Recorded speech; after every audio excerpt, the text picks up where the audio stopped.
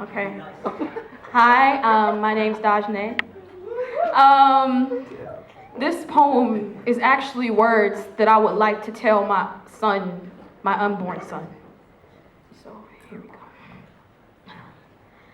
My mom, your grandmother used to tell me that eyes are like windows that hold beauty within them, and already I know yours are like comets lying in elliptical orbits within those sockets. They hold your mother's love, your father's faith, and passion that can mirror two pots within their pupils, so no one can say to you that you ain't about shit. The definition of real is sealed underneath your marrow, so whenever your bones have the audacity to be malleable, just remember that time heals all fractures, no matter how unforgiving it portrays itself to be. And in the meantime, I want you to be careful around the monkey bars in our backyard, yet still hold curiosity of all the things around you in our home. We'll hold a library shelving Hemingway, Huxley, and Hughes, Dr. Du Bois and Dr. Seuss, Nikki Giovanni and Audre Lorde, and we will have CDs and vinyl records playing Beethoven and Billie Holiday, Miles Davis, Marvin Gaye, Section 80, The Miseducation of Lauryn Hill, Channel Orange, and the Nas's Illmatic, so you can see the gorgeousness within the classics the same way my mama taught me. And when you're in your teens, I want you to read things like Native Son and Invisible Man so you can understand the plight of those before you and why I work so hard for our future. To give you twice as many options than I ever had before.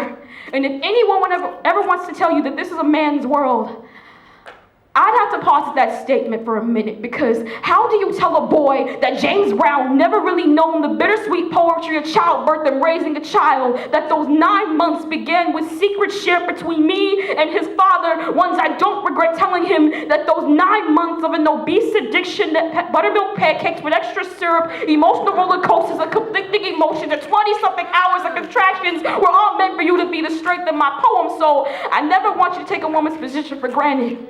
I never want you to treat a woman like a Disney princess, because those are associated with simple colors and her submitting precious things like her voice and her freedom just to get a fucking glass slipper. I want to teach you better than that.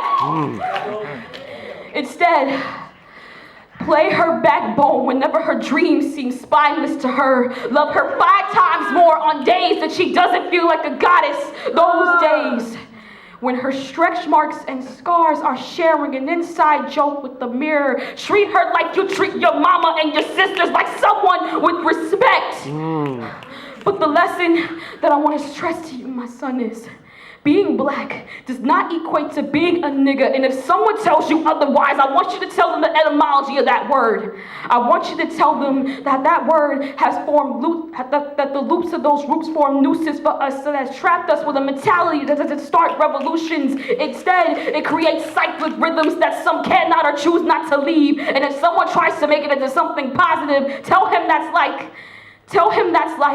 trying to make something beautiful out of bullshit and a racial epithet into a gospel, because his decomposing tongue doesn't know the difference between fertilizer and just garbage, so he is not growing.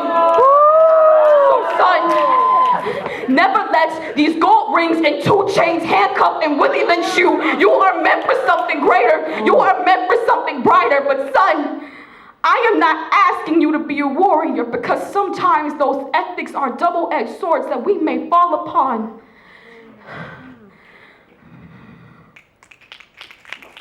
Instead, I want you to cry up on my shoulders whenever your pride tries to show an ugly side through green irises and the Glasgow smile, and stargaze concepts as great as Janelle Monáe's interpretations of situations in Metropolis, things almost bigger than you, so that way you know they cost more than just $1 in a dream.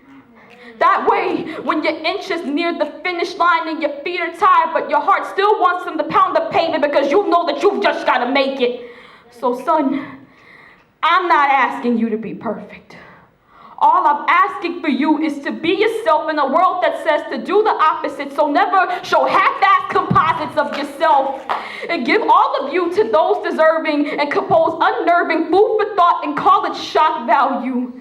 But until then, when the right man comes for me, I will be creating a home perfect for you and your siblings. And even though you haven't been born yet, just know that I love you already. Thank you.